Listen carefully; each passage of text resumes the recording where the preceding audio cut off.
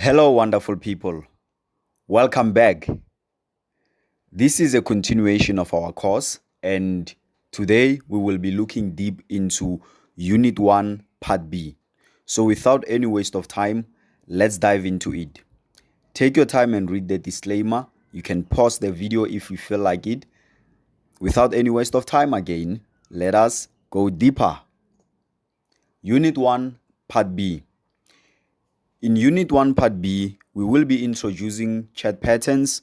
We have different types of chart patterns, and we are going to be talking about them, showing you how they form, or rather, teaching you how to identify them in the market so that you can up your game from the previous knowledge. Okay, let us look deep now into the introduction. Well, now, when we talk about chart patterns, we have different types of chart patterns, and you have to understand that the market's movement is something that always have chart patterns within it. For example, you can see one pattern, then after that pattern you see another pattern, after that pattern you see another pattern. In simple terms, I can say all these patterns are intertwined, connecting to one another. Well, it's more like a symphony. Yeah, it's more like a symphony. Or rather, let me say, in simple terms, the market on its own is fractal. So it means that you will see a pattern within a pattern, within a pattern, within a pattern. And that is when you dive deeper into smaller and smaller time frames. Okay, so in this case here, let us look at this numbering here.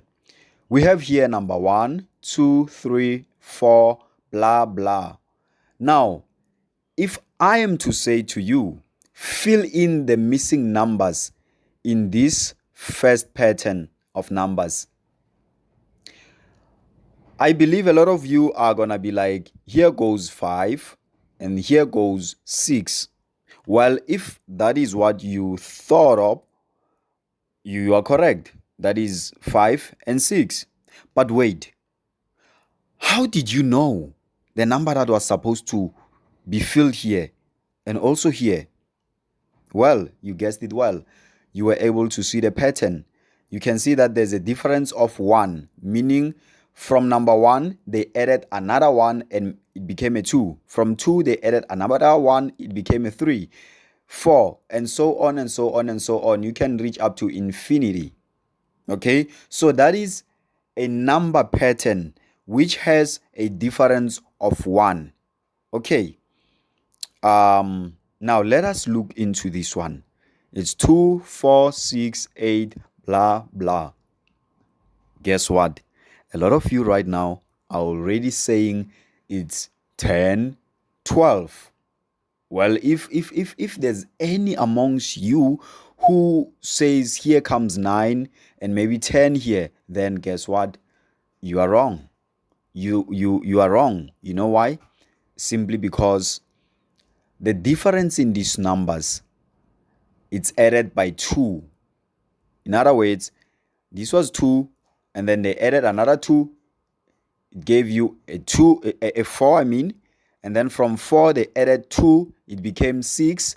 From 6, they added 2, it becomes 8. From 8, they add another 2, it will become correct. It becomes 10, then 12. I don't know if you are understanding what I'm trying to help you understand here. I'm trying to show you right now that in the market, there are also patterns. But in order for you to be able to identify the patterns, you will need to learn them. You will need to know how to fill in the gap. You need to check what is the difference in the number. Just like here in the market, you're gonna check what is the difference between the current price action and the previous, and what is it that may I predict or rather forecast and anticipate. according to the patterns that I have previously seen or the pattern that is current on the market. Let's look at this one. 3, 6, 9.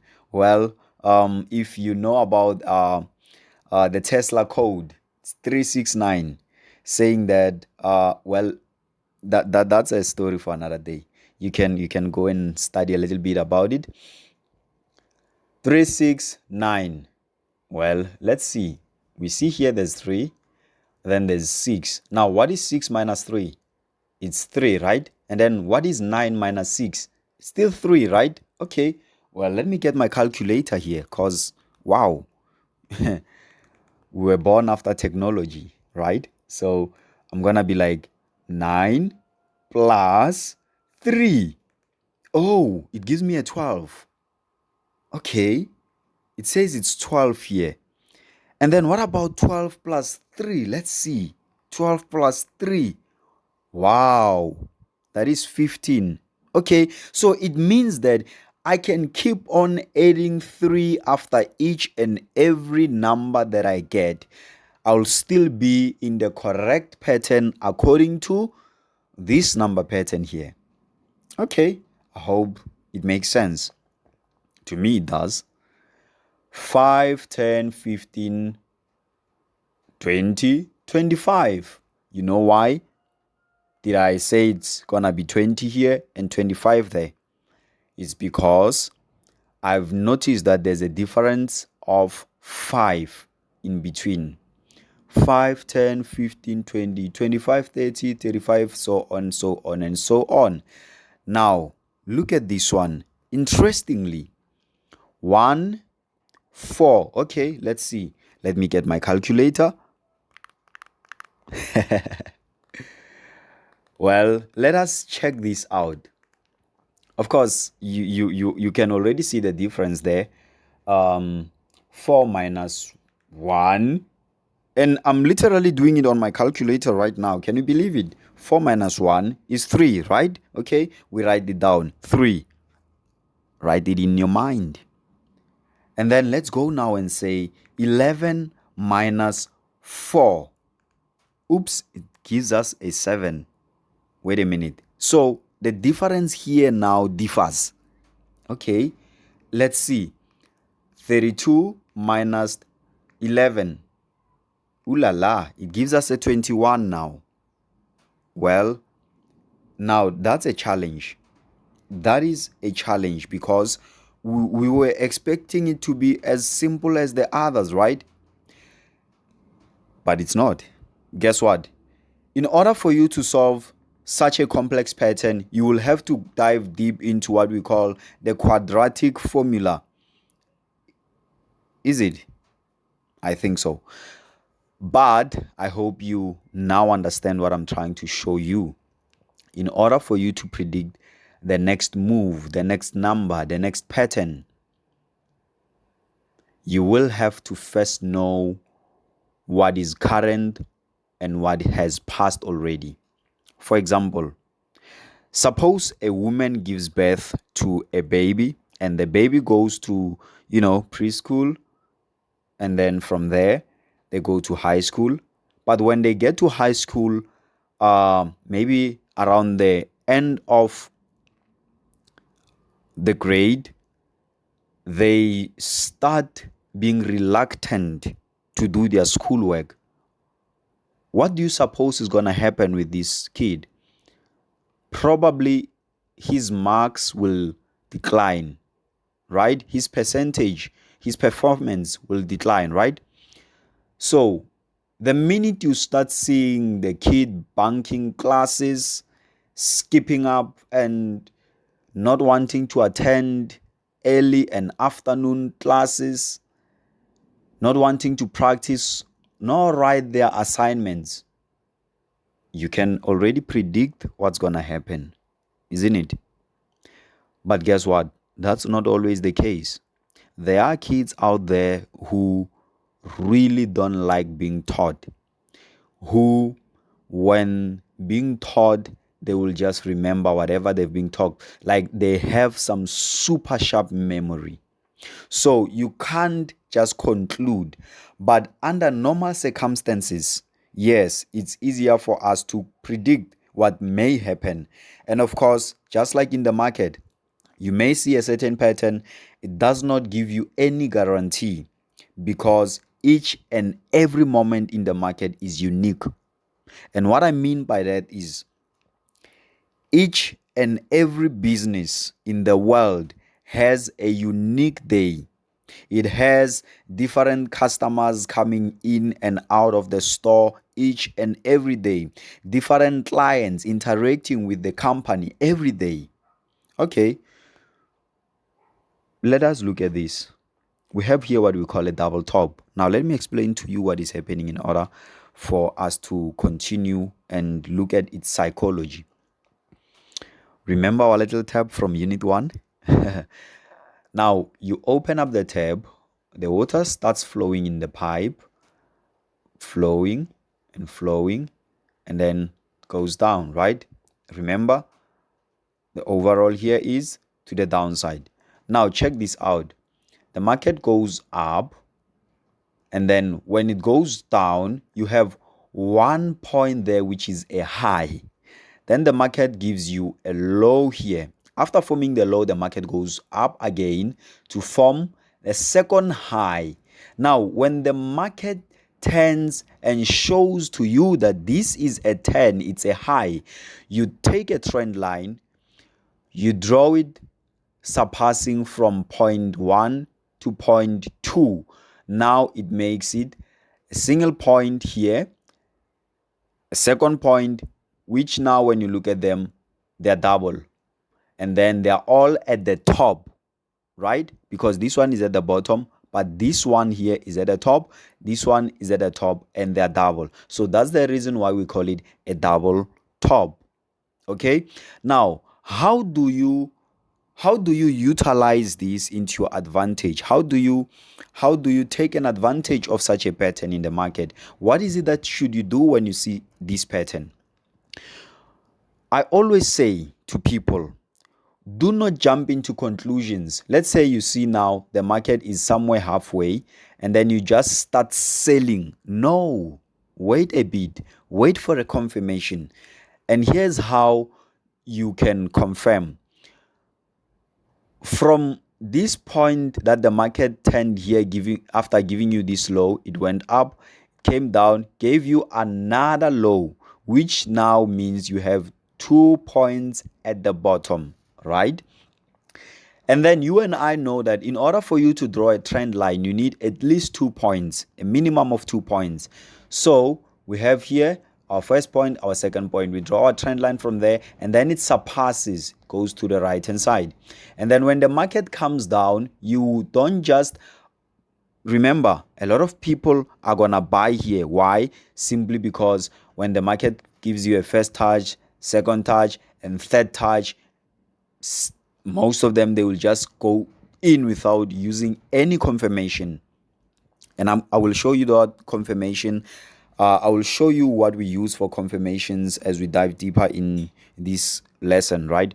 So the market breaks here, and then as soon as it breaks, you wait for a retest, meaning a bounce back to that trend line. Remember, when the market breaks out here, this was a support. When the market breaks the support, it becomes a resistance. And then just when the market retests the resistance now, that's where you're going to be looking for candlesticks that will confirm for you if you should go down or if you should just wait and let this moment pass. Because of course, it's not all the time that you're going to be trading in the market. So if you can understand this psychology here about the pattern and also the breakout and retest as a form of confirmation, then many other patterns are just going to be easy for you, because most patterns in the market, they are engraved with this psychology, or rather I can say they have trend line breakout and retest engraved within its psychology. So let's check this out. The market goes down, and then just when you have this high here, and then you have this trend line drawn here. You're going to take the distance from that high to this trend line, and then you are going to project it to the downside, and that is what you will use as your target, right? Okay, so how will you position your stop loss? You will position your stop loss according to the previous high. So in this case here, our previous high was this one, which means your stop loss will be placed above. And then now you have your stop loss, you have your entry here, and then you have your target already. Remember, do not ever make a mistake to go into the market, take a trade without knowing where you're going to put your stop loss or where you will place your target. You should always make sure that your stop loss is there before you can even place your take profit, because it is just so important for you to protect your money. Okay? So always make sure before you take a trade, you know where your stop loss is going to be at, you know where your take profit is going to be at. So now, this here, ladies and gentlemen, we call it a double bottom. And with that being said, we have a reciprocal of it. In the market, just like in mathematics, we have the law of reciprocation. But in this case, it's not what happens in the left-hand side also happens in the right-hand side. What you do on the left-hand side, you also do. No, in this case, it's about top and bottom, up and down. Okay? So, for example, if you can look at this pattern here, it looks a little bit like an M shape. M for mama. And then you look at this one here, it looks like a W for woman. You see? So you can already predict if somebody wakes you up and say, "Oh man, I see an M in the market." You can tell them that, "Oh, an M is a double top," which signals that there's a high possibility for the market to continue dropping. Why I say to continue dropping? Because after forming this 10 here, it started falling, and then just after the breakout, it continues to drop. Okay, again, the market drops. Now we are on double bottom. The market drops, it goes up. After forming this low, it forms another a high, and then it drops, forms another low. Now we have 2 points at the lower side, which allows us to draw our trend line, right? Yes. So now we have these 2 points, and they are both at the lower side of the market, at the lower side. So what you need to remember is that as soon as the market gives you this high here, and then it comes again to give you this high here, you join them with a straight line, a trend line, and then we call that a neckline, as it is labeled here. It's called a neckline. Okay, so you will wait for the market to break the neckline all the time. When you see a double top and a double bottom, in order for you to get a clear confirmation, at least wait for the market to break the neckline. And then after breaking the neckline, which is here, it goes up a bit and then comes to bounce back. When it comes to bounce back, you don't just go in. No, you wait for a confirmation. It might be a confirmation of candlesticks. You might use tools like Fibonacci, of which are going to be discussed a little bit later in this course. So in this case, we buy here, and then we know our stop loss should go below, because in this case it was going above the previous high. In this case, it's just a reciprocal. It goes below the previous low, and then from there you buy, you take the distance from the neckline to the first leg, and then you project it to the upside. That is your target. I hope it makes sense, because if it does really make sense for you in this stage, in this point in time, believe you me, this here, it's gonna be easier for you to understand, because the same psychology is engraved within it. Check this out. The market gives you a low, gives you a high, a low, a high, a low, a high. Okay, now we already have like 3 points at the top, 3 points below. Guess what? you join them with a straight line, with a trend line rather. You join them, you draw a trend line on both sides.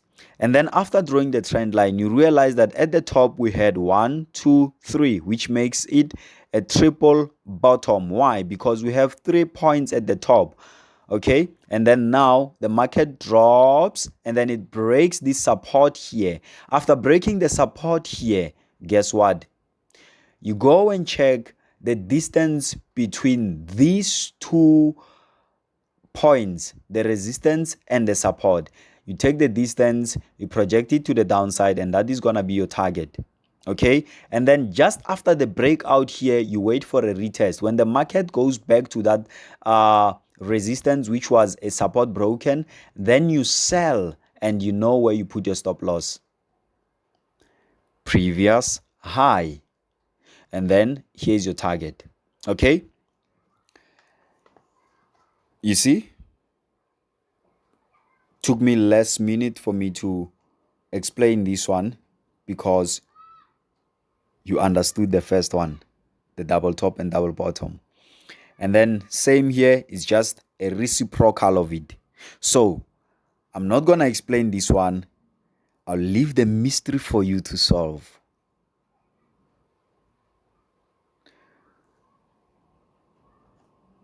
Let's move because I know you have solved it. Remember, in this case, you just use the law of reciprocation. This one, it's called a triple bottom. It signals a bullish momentum. Now, let us look at what we call head and shoulders. Head and shoulders is a pattern that when you look at it, it's like there are 3 mountains with the middle mountain being the taller one or the high one. Okay, let's forget about the mountains. Let us talk about a human being. When you look at a human being structure, you have a head, you have the left shoulder and the right shoulder.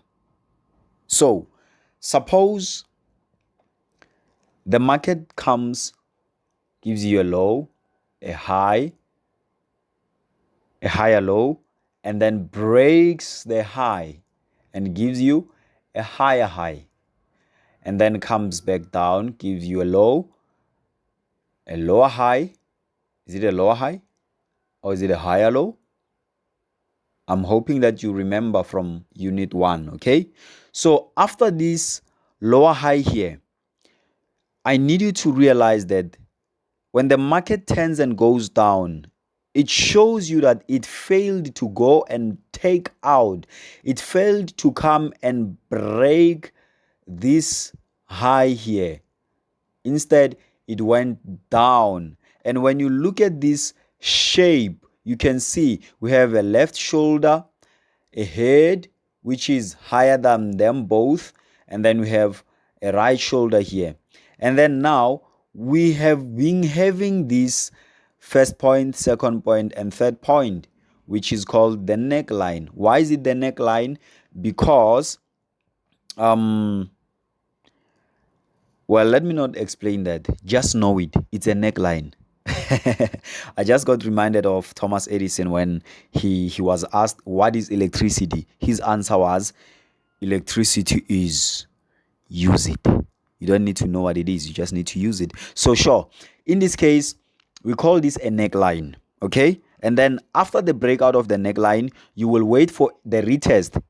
And then your target, you're going to take the distance from the head to the neckline and project it to the downside from where you are entering. And then that is going to be your target. And then remember, we put our stop loss above the previous high, which in this case was this one here. So which means you have your entry point, your stop loss, and your target. That is good. And that is exactly what makes up a successful trader. A successful trader is somebody who has a system that gives them an entry point, a stop loss, and they also know where to take their profits. And with time, gradually applying this again and again and again, if your edge is good, well, guess what?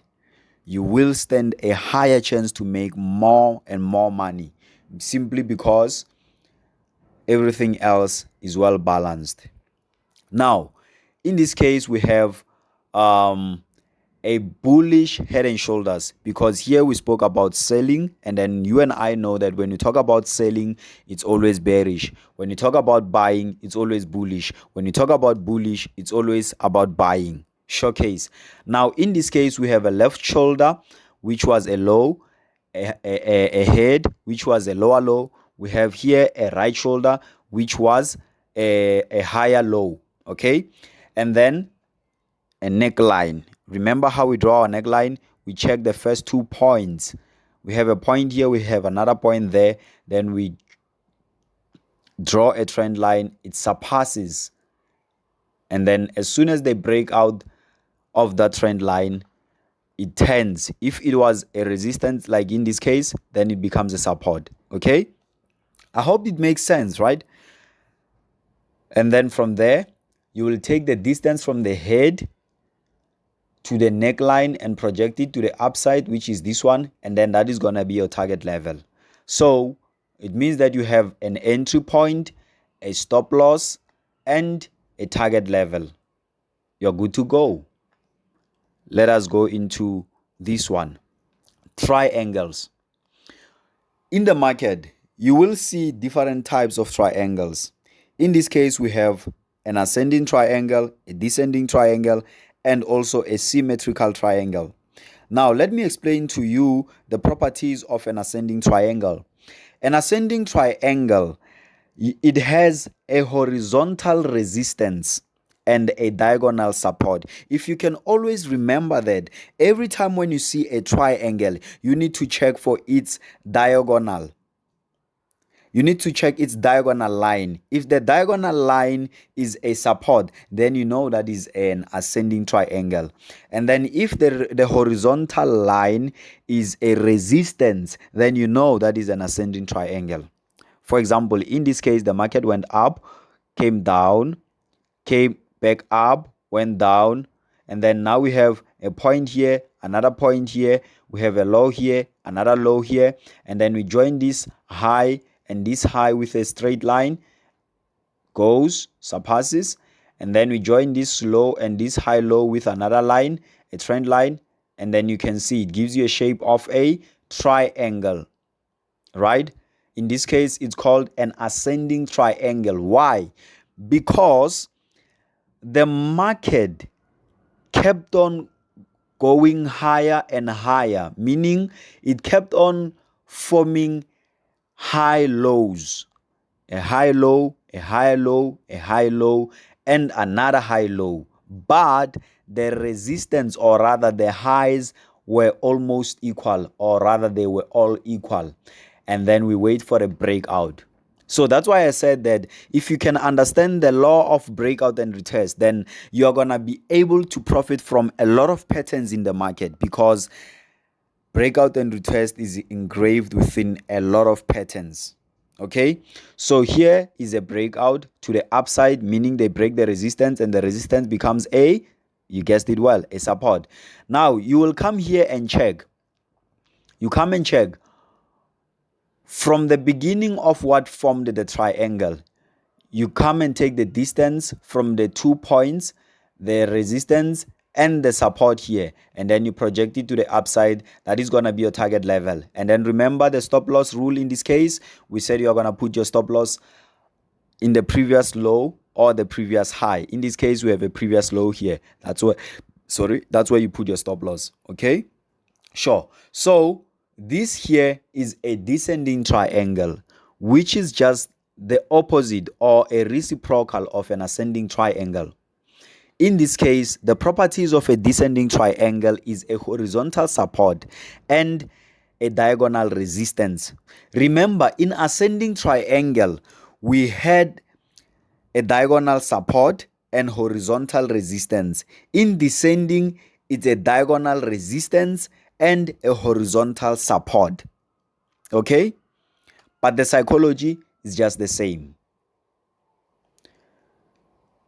A low and an equal low, Okay, we draw, and then it's a support, and then we have a high, a lower high, another lower high. We draw our trend line, and then as you can see, this trend line is declining. If you can check from the high point, the trend line on its own was declining. So it shows that it's descending, meaning the market was forming lower highs. Okay? And then you wait for a breakout, and at the retest, you check where are you going to put your stop loss on the previous high, which was this one. Where will you put your take profit? You'll put your take profit according to the projection of the distance between the first low and the diagonal resistance. That is going to be your target to the downside. And then you sell there. Okay? Now, check what we call a symmetrical triangle. It's not the same as ascending and descending triangles. Why? Simply because a symmetrical triangle does not have a horizontal support nor horizontal resistance. All the lines that forms it, or rather the resistance and the support, are both diagonal. Okay, check in this case. We have a high here, and then we have a lower high. In this case, we have a low here and a higher low. You see? So this was, in other words, contracting. It was being squeezed. Okay? And then you wait for a breakout. Like I said, most of the time, you always check the side of the breakout. That is a signal, which means that is mostly the side they are gonna go to. Okay? If of course they are not hunting your stop losses, of which is gonna be a topic discussed later. Okay? But in this case, I want you to be aware that the market was coming from the upside. So as it was coming from the upside going down, already when it forms a symmetrical triangle, we anticipate that this symmetrical triangle, it's simply just a correction. It's simply just a pullback, but the market will continue with its overall direction. But we don't just conclude, we always wait for confirmations. Okay? So in this case, your target will be the distance of this first fall here. Then you take that distance, you project it from your entry to the downside. And then that is going to be your target. Always put your stop loss above the previous high. In this case, you will take this distance of this rising market. You're going to project it from your entry point, and then it will give you a target level. And then you always put your stop loss below the lowest low. Okay?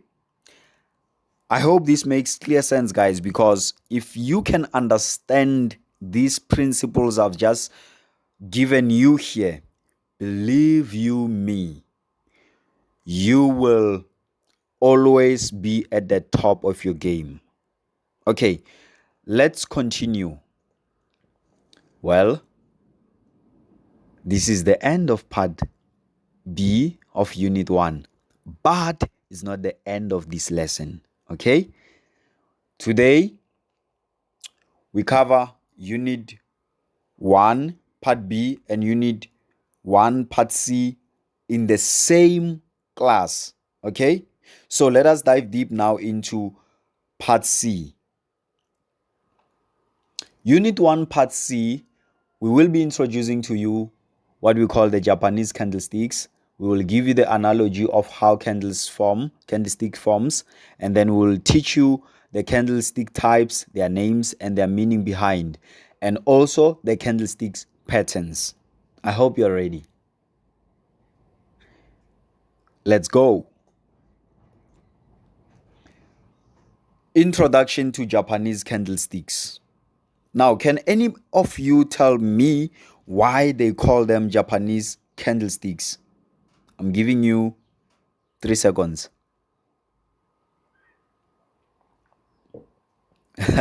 You just did telepathically.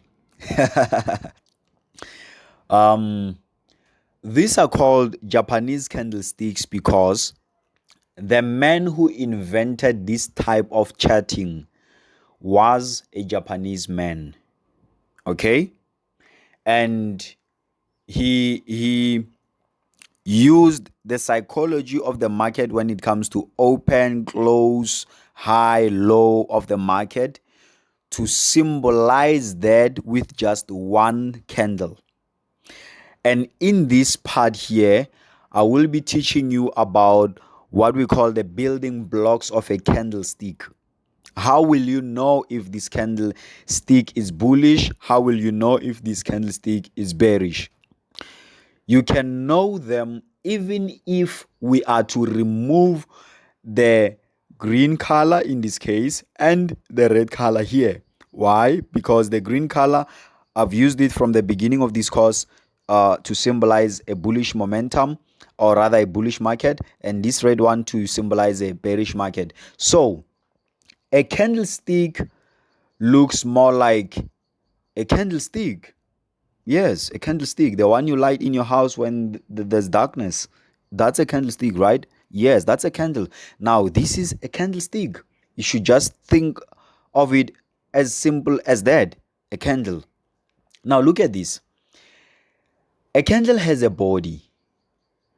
And if you can remember the candles you switch on in Valentine's Day, you know, in that special day, it has a body. It always has a body. And in that case of the burning candle, this body is made of different types of flammable oil, or a certain, I can say, substance or whatever. Yeah, whatever. So check this out. This candle has what we call a tail. The candle in your house has what we call a string in it. That is a tail. And this tail has different types of names that people prefer to call it with. Some they call it a tail, some they call it a wick, some they call it shadow. I know right here a lot of you thought about John. Okay, so we have a body, we have a tail. It's still a tail even if it's on the lower side, because it's just one tail, like the string of a candle passing within it. Okay, so check this out. This tail has an end, and in this case, this end of this tail was at the top side. It was on the higher side of the Cartesian plane, and then this end part here is on the lower side. So we have a tail, a body, and we have a low and a high. Okay, that is what will help us to identify a candle, right? A body, the oily stuff, the flammable thing, and the string within. In this case, the body and the tail. Okay, now let us look at what is a bullish candlestick.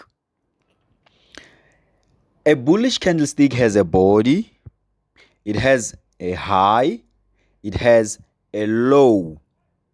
Now, I want you to be careful here because this is very vital. Okay, here at this point, we have the opening price. Remember, in the market, on the left hand side or on the right hand side, we have price, right? And then price moves from a lower point going up higher. It rises, right? In this case, we have 1, and then in this gap, well, we guess there's 2, 3, 4, 5, and we have a 6 here.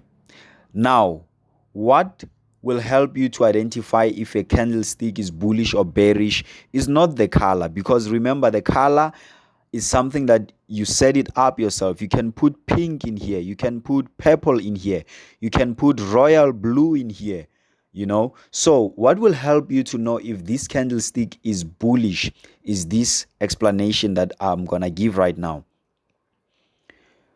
you check here on the price, it was 1, and then here it is 6.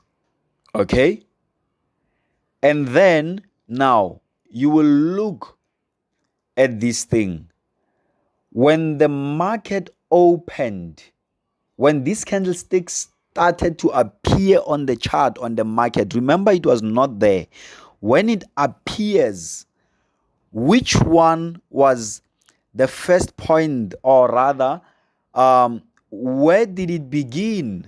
Did it begin here at 1 or here at 6? Well, in this case, a bullish candle begins from the lower side, and then this is the opening price of a candlestick. When the candlestick opened, that is when it first appears on the market. And then it fluctuates, it moves up and down, up and down. And then from there, it closes in order for the next candle to appear. Okay? So when the candle closes, you check. Where did it open? Where did it close? It opened at a lower price and closed at a higher price. Well, that was bullish because it moved from low to high, meaning if we could have bought, we would have made profit when we sell it after it has closed, right? In this case, it opened at $1 and closed at $6. And a simple way to say that a candlestick is bullish is to say that it was an open low and close high. If somebody comes and say, what is the previous candle? You can just simply say OLCH. Then they will know that, oh, okay, it opened low and closed high, which means it opened at a lower price and closed with a higher price, which tells them that the market rose, or the market, yes, it went up. Okay? So remember, this is a tail, this is a body. This is the high point of the candle, and this is the low point of the candle. Even if we are to flip this candle and turn it upside down, this point is still high and this point is still low. It's like if you take a bottle of water and then you turn it upside down, the bottom of that bottle, the base of that bottle, when you place it down and under normal circumstances, that base will now become at the top side. It makes it the high of that bottle. Just because you have turned it upside down, it does not mean that that is not a high, it's a low. No. For example, let me give you an example with you. Suppose we turn you upside down. Your feet will become your high point and your head will be the low point. I hope you understand what I mean by that.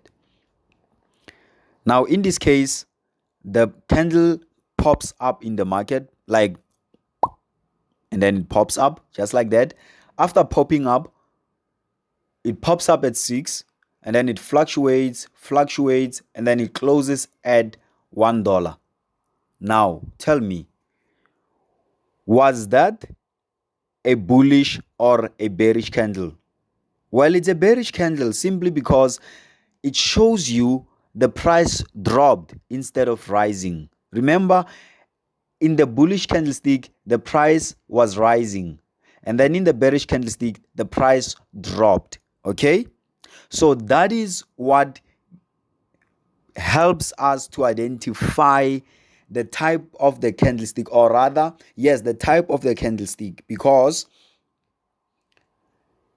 it shows you the properties, the building blocks of what we call a bullish candlestick and a bearish candlestick. Now, let us continue so that I may give you a better analogy that will help you to understand deeply the psychology of candlesticks and how they actually form. Remember, I said when the market opens at a lower price and closes at a higher price, signals a bullish candlestick, rather a bullish momentum. Now, in this case, I would like you to think of your favorite fruit. Well, mine is pineapple and a pear. Let me say you buy a pineapple with $1, or you buy an apple or an orange, whatever your favorite is. You buy that fruit with $1, which is this point here, which was the opening price, okay? And then you go back home. You bought it, let's say you bought it at town, and then you go back home. When you get home, a neighbor comes and knock at your door and say, "Hi neighbor, I just saw you getting inside your house with an apple, and I'm so sick today to a point that when I search on the internet and all the people in my cycle are telling me I need to eat an apple for me to be healed." Guess what? They saw you having an apple and you have only one apple, right? But just after saying that, they say, "Can you please give it to me for free so that I can eat it and be healed?" Check this out. The minute they say give it to me for free, it means their expectation in price drops. Okay? The price drops. They take you from $1 to $0, literally nothing dollars. And then you refuse and say, "No, neighbor, I used petrol. I took an Uber, I took a taxi to town. So no, I can't give it to you for free. I mean, I need it. I used my last cent here. There's a special recipe I want to prepare. This, that, blah, blah, blah." And then eventually you say, "You know what? I'm going to sell it to you with $7. And then from $7, they negotiate with you and say, "No, right now I don't actually have $7. Rather, I have $6. And then the price declines a little bit. And then that is the closing price. You make a deal. Guess what? You made a profit of how much? Tell me, how much did you make? You made $5 profit, because it's going to be, you agreed on $6. That's why you closed the price. And then you bought it with $1. So it's going to be 6 minus 1, which is 5. You made a profit of $5, which means if this was a graphical representation of, let's say, the company Apple or Amazon, in simple terms, it will just be showing you that the company made money over a certain period of time. Okay? The company made money over a certain period of time. So in this case, you are the company. Okay? You are the company and you made yourself a profit. And that is how the candlestick forms. Remember this shadow, the wick, or rather the tail, it just shows you that we once negotiated to that point but failed to keep the price there, and then we came back. It's like leaving a trail behind. Now, all of this thing that was happening here, it was a negotiation between you and your neighbor over an apple. But suppose there was a scribe, just like in the old Bible, in the scriptures, just like in the old scriptures, the Bible, or any other scriptures where there were witnesses that ended up writing down what they saw. Okay, so in this case, let's say there was a scribe just closer to you guys and listening to the negotiation from the beginning, and they've been jotting everything down. They are writing everything down. The neighbor said this, and then you said that, and then and then they write everything down. But in this case here, it's not a human being who is doing this. Remember, we live now in a digitalized world. This all is computerized. This negotiation here is computerized. It is jotted down in a form of graphical representation by computers. The same applies in this case. But then, yes, of course, in this case, things are a little bit different. But still the same analogy. You buy an apple with, let's say, $6, and then your neighbor says, give it to me.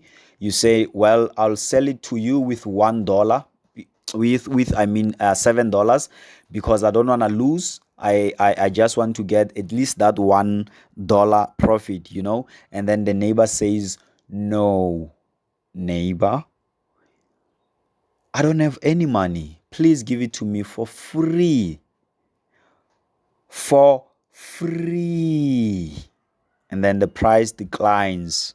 And then you say, no, neighbor, I love you so much, but I've worked hard for me to get this apple.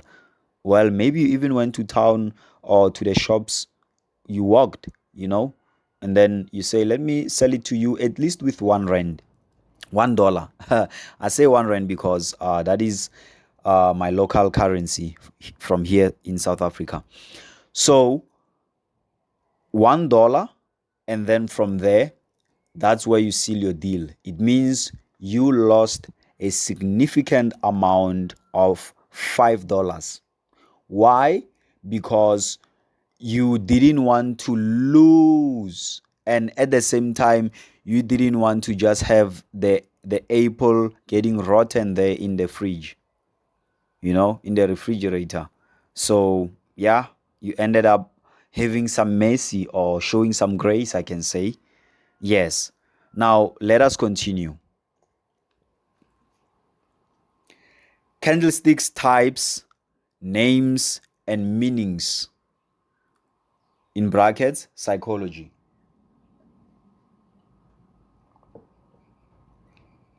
Check this out. We have here a type of a candle that does not have a body, or rather, it has a very small body. Remember what I said? It does not have a body, or it has a very small body, and it has two tails on both sides. Sometimes you will not even be able to see the color of this candle. And sometimes you may, but in many cases you will not. This candle here matches the label under this table, which is number 1. We call it a no real body doji. The doji is a Japanese word. Okay? So it's a no real body doji. And what it means, or rather the psychology of a no real body doji, is not sure. Remember when we spoke about confirmations that the market is going to break out a resistance, and the resistance becomes a support, and then the support becomes a resistance? Remember that, right? Sure. Now, I spoke a lot about confirmations. You don't just enter. You wait for the confirmation. You don't just enter. You wait for the Well, this is the confirmation I was talking about.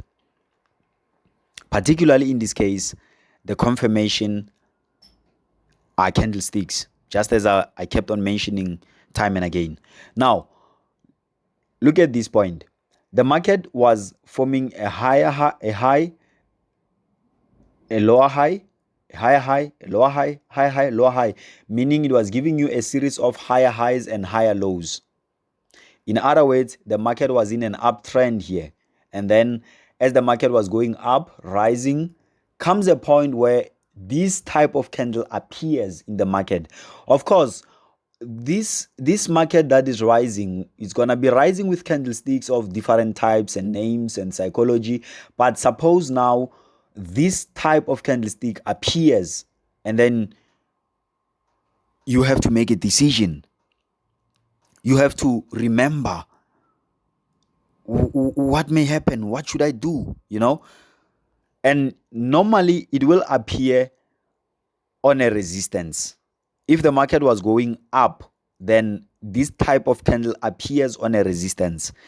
Remember, this type of candle signals not sure. It means not sure what is going to happen. Yes, of course, nobody will ever be sure of what will happen in the market, but at least you can have the highest probability. Okay? So in this case, the market may or may not go up. It may or may not continue with its upward movement. It may continue to go up, or rather it may continue, it may return and go down. Okay? So in this case, you will wait for the following candle and see what it means. All right? Let's move on. Here, okay, let me give you a simple explanation on this one, just so you may understand why they call it a no real body. Let's say you are babysitting a 2-year-old or a 2-month-old child, and maybe your boyfriend, let's say maybe this is you're still in the beginning of a relationship, or you have a romantic relationship, or a friendship that is still new, and somehow, I don't know for what reason, you want to impress your friends, your partner, and then it happens that they call you and say, we would like to visit you. Who are you with? And at that moment, you are just alone with the baby, the 2 months old baby. Are you aware that you may highly say, I'm alone? Not literally meaning that you are alone, but somehow you just simply mean that there's no one who is gonna bother us in terms of giving us rules, terms and conditions, what not to do and what to do. For example, let's say it's your partner, a romantic partner in this case. They want to visit you, but they would like to just have some time alone with you. And at that time, you are babysitting a 2 months baby. It's most likely that you will say, no, baby, it's okay. You can pay me a visit. I'm alone. And then later you explain, I'm actually with a child, but, we can get to watch movies, cuddle, and do whatever. Simply because the baby ain't gonna tell. The baby's not gonna tell, right? Sure. Now, let's jump into candlestick number 2, which is a real body doji. Now, let's say you are babysitting a 9-year-old baby, and your boyfriend or girlfriend or your friend says, I want to pay you a visit, and we are going to get nutty. We are going to get nutty. And guess what? It's most likely you're going to tell that, oh, mini banana is here. Mini banana is here, and whatever that we may do, he or she may tell the parents when they return later. And I don't want to be in any trouble because I don't want to be grounded, or I don't want this and this happening. Do you understand the words that are coming out of my mouth right now? I hope you do. Now, in this case, we have what we call a real body doji. And a real body doji, of course, it may be bullish or bearish, meaning it may have a candle color that you have chosen to symbolize bullish. In this case, it's green and red. And then that's why they are all interlocked within, because I didn't want to draw another candle the same as this one, and just to save the space on this beautiful page. Yes, of course. Sorry about that. And in this case, a real body doji still means you are not sure if the baby is gonna tell or not. Maybe you may bribe them, because a lot of you have done this, right? You take some money and give it to the kid and say, don't tell our parents, don't tell mom, don't tell dad. And in this case, you know that sometimes they do tell even when you have tried to bribe them. So you are not sure if they are going to tell or not. In this case, you are not sure if the market is going to continue with its overall trend or it's going to turn. Okay. And then now we go into what we call a dragonfly candlestick number 3. Candlestick number 3, we call it a dragonfly because it's more like a dragonfly. Do you remember the animal dragonfly? Well, if you don't know about it, at least you have learned a lot of new things today. Go on the internet and pinch in this word dragon and then say fly. And then you're going to see a beautiful picture of an animal that you will normally find in the rivers, around the flowers in the rivers. Sure. And then now the name on its own is suggestive. In other words, the name on its own is insinuative. It's insinuating that this thing, fly. I mean, like, imagine I wake you up and I say, the market is going to fly. Like, really? Are you going to sell that market? No. You will want to buy the market because fly means moving from a lower point and going high, right? Of course, there are animals, birds, and objects that can fly horizontally, but of course, they will need a takeoff first. There's no bird that was born on the air, okay? That hatched, or is it born or birthed or hatched? Sure. Now let's continue. The market was dropping, and it hits the support. Now, as the market hits the support, this type of candle appears. Well, this is a good signal for you to buy. Okay? That's why here we say the meaning, or rather the psychology, is buy. And then yes, it has a reciprocal of it, which is in this case not a dragon drop. No, rather it's called a gravestone doji. Now, I want you to think about this. A grave. Normally, when we talk about graves, we know, well, we are talking about 6 feet underground, okay? Which means down, to the downside. You go deep into, yes. So, a gravestone doji signals a sell, okay? Signals a sell. And then we have a hammer. In this case, the market was dropping. Okay, the gravestone doji normally appears on the resistance and it signals a sell. And then number 5, hammer. The market was dropping, and as the market was dropping, it hits the support, and as it hits the support, this candlestick appears. Now, when this candlestick appears, it serves as your confirmation because you are on the support. And remember, we said normally we buy on the support, but you don't just buy, you wait for the confirmation. So in this case, when you get to the support and you happen to see a real body doji, then you are not sure what you're gonna do. But if you get to the support and you see a hammer, then you may buy. Okay? And then we have here what we call an inverted hammer.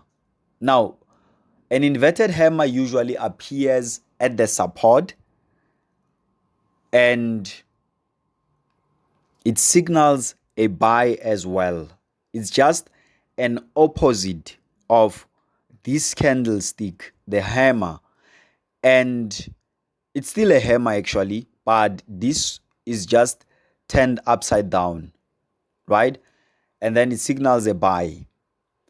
And then number 7, we have here what we call a hanging man, which is still a hammer, but usually with a different color that opposes the overall trend. So in this case, the market was rising. And as the market was rising, this hammer appeared and it was signaling the bears with this red color.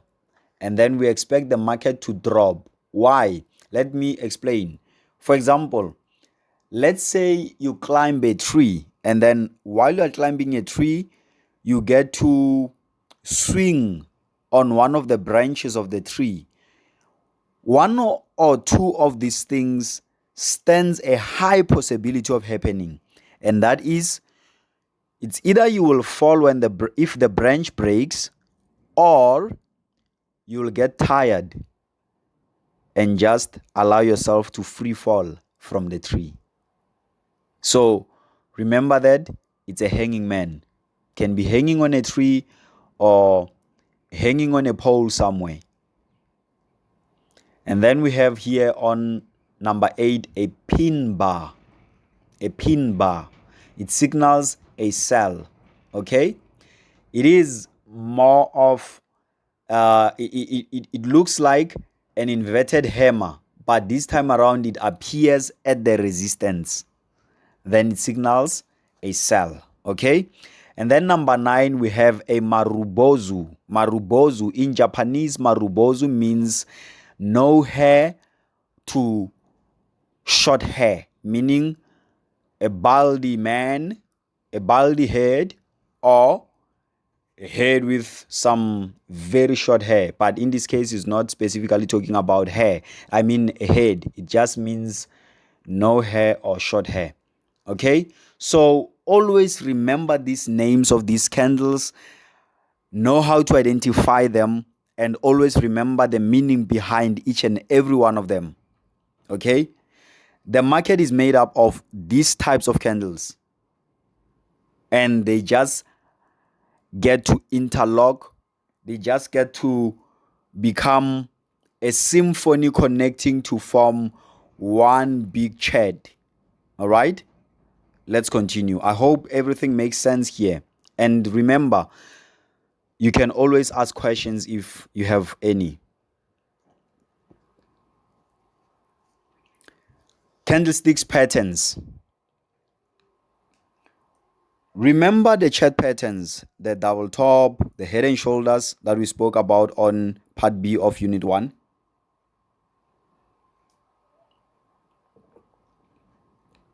In this case, we have patterns that are formed specifically by candlesticks.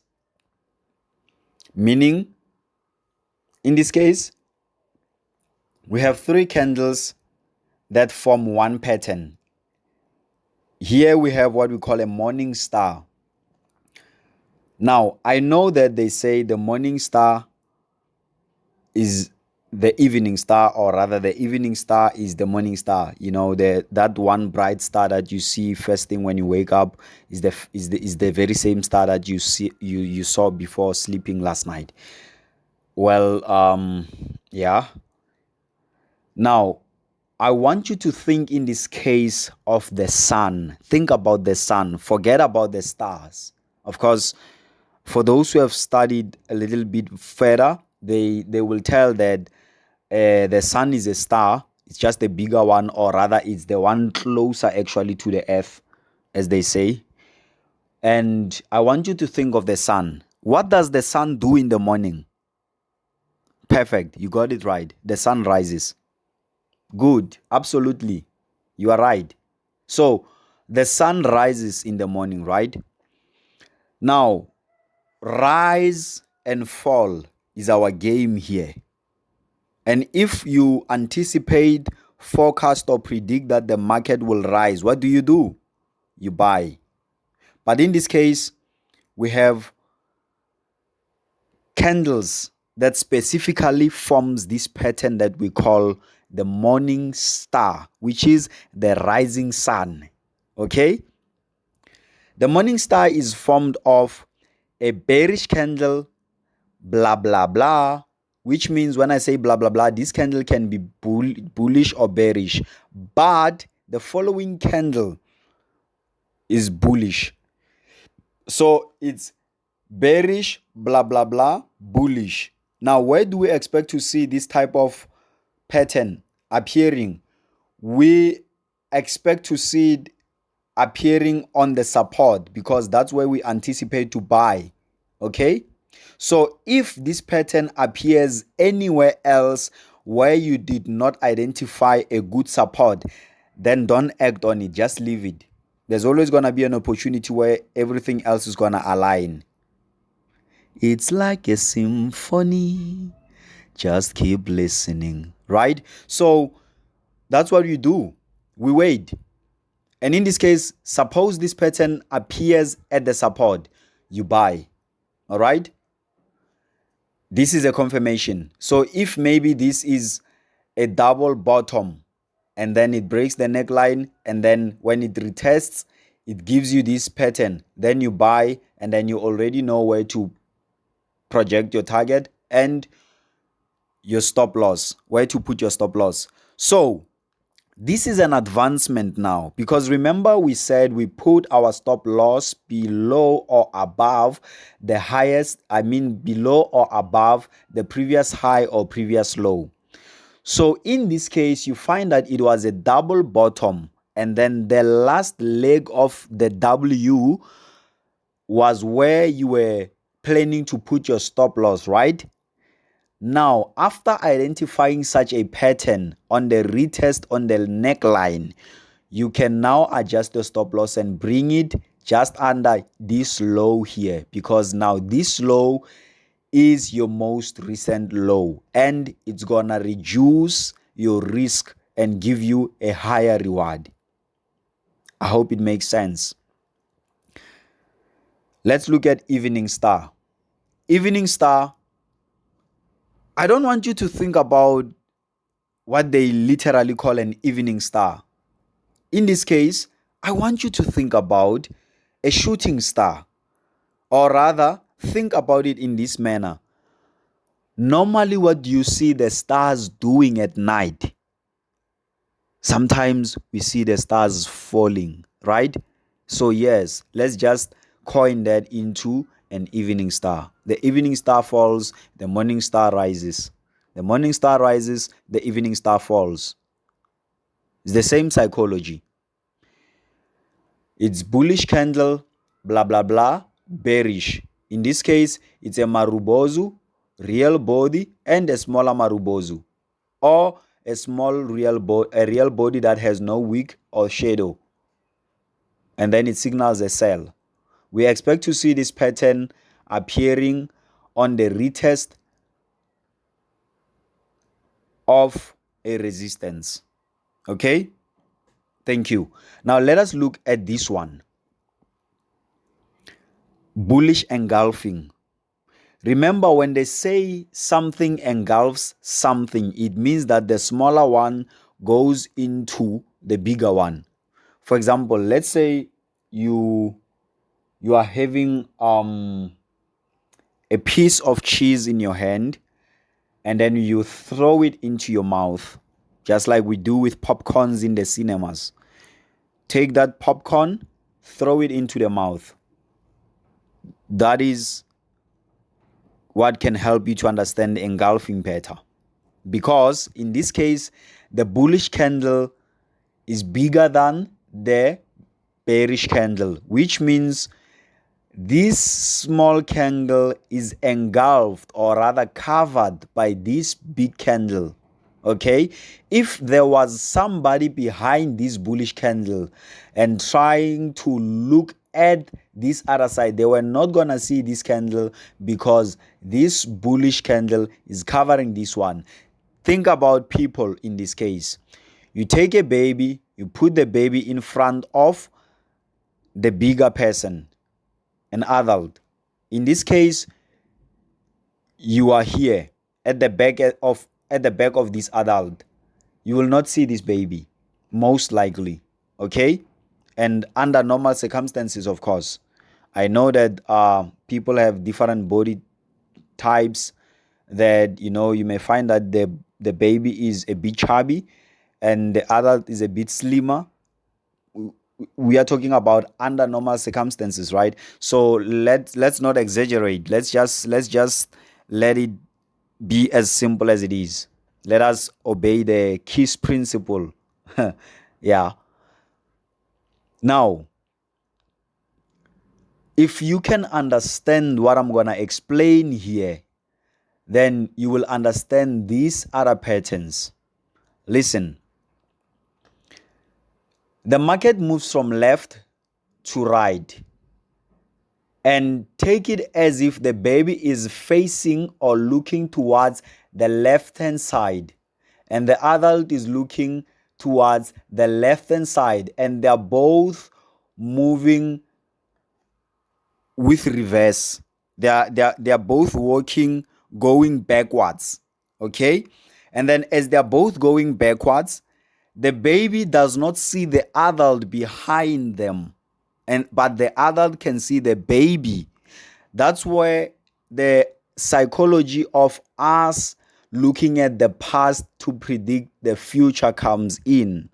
Now, in this case, the adult is expected to win the battle if we are to say they should both fight, because the baby is not allowed to turn, but the adult can see the baby. So in this case, even if the baby has a gun, they can only shoot at the left hand side. And if the adult has a gun, they can only shoot at the left hand side. But the adult can shoot at the left hand side, but slightly to the downside, and they can kill the baby. Okay? And that says to us that the one who is behind the other is the one that is most likely to win. So in this case, bulls are behind the bears, so they are most likely to win.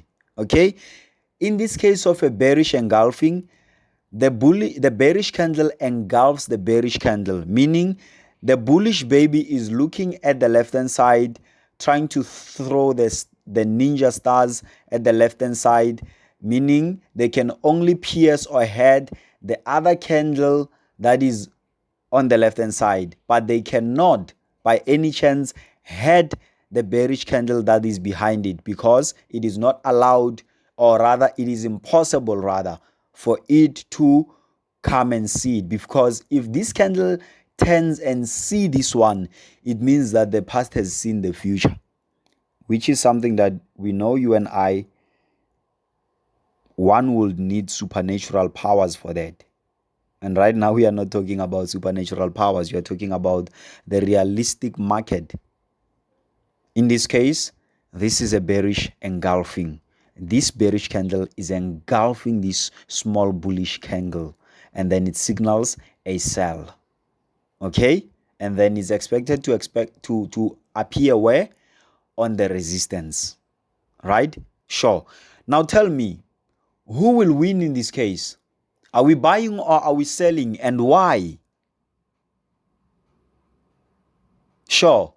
Simply because this one, the bullish candle, even if it's small, even if it's a baby, it can still shoot at this one because it can see the bearish one, but the bearish one does not see the small baby behind it.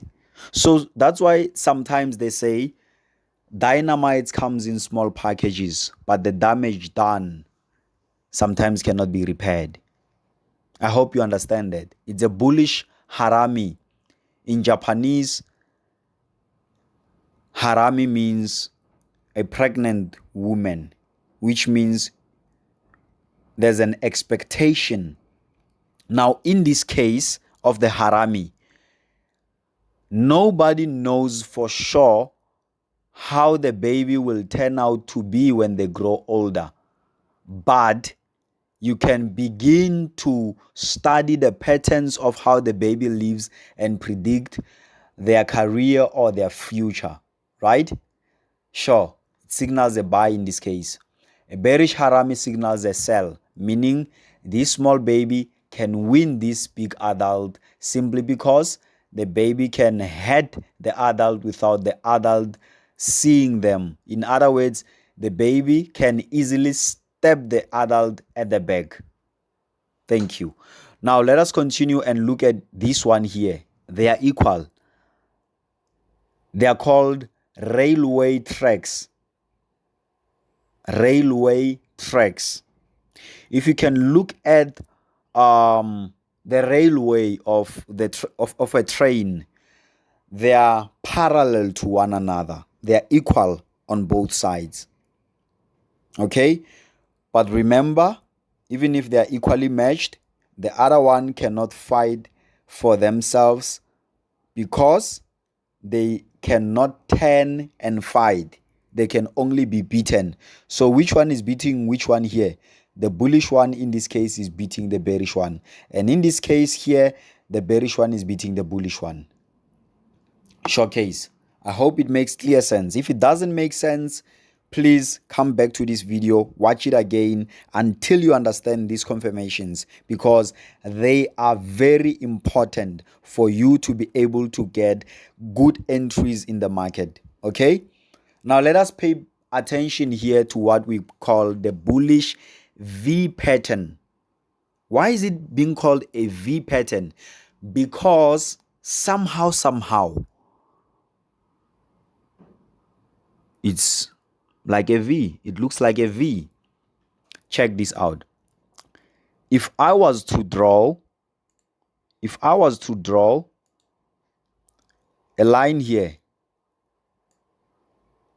you see, from this point to this point, from the low of the first candle to the low of the second candle, and then to the low of the last candle. Can you see that? It gives you what? It gives you a very beautiful V shape. In this case, you join the high of the first candle to the high of the middle candle to the high of the last candle. It's a V shape, right? And it should always be like that. Now, the properties that makes a V pattern, in this case it's a bullish V pattern. The properties that makes up a V pattern are these. Check this out. The properties that makes a V pattern: the high of the first candle is higher than the high of the middle candle, and the high of the last candle is higher than the high of the middle candle. The low of the first candle is higher than the low of the middle candle. The low of the last candle is higher than the low of the middle candle, meaning the middle candle has everything low. Okay? That is a V pattern. We expect to see this V pattern at the support, or rather in the middle of a trend, signaling that the market still has strength to go to the upside. And then when it comes to the V pattern, the bearish V pattern, and mind you, these candlesticks are not highlighted with any different colors, because the color really doesn't matter in this manner. They can all be red, green, however they are. You just have to follow the principle of the highs. The high of the first candle is higher than the high of the middle candle, and the high of the last candle is higher than the high of the middle candle. The low of the first candle is higher than the low of the middle candle, and the low of the last candle is higher than the low of the middle candle. And then in this case of a bearish V pattern, the high of the middle candle is higher than the highs of both the first and the last candle, and the low of the middle candle is higher than the lows of both the first and the last candle.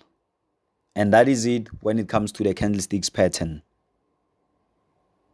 Thank you very much, ladies and gents. This is the end of part C in unit 1, and our unit 1 is closed. Of course, there will be practicals, just as there were practicals on unit 1.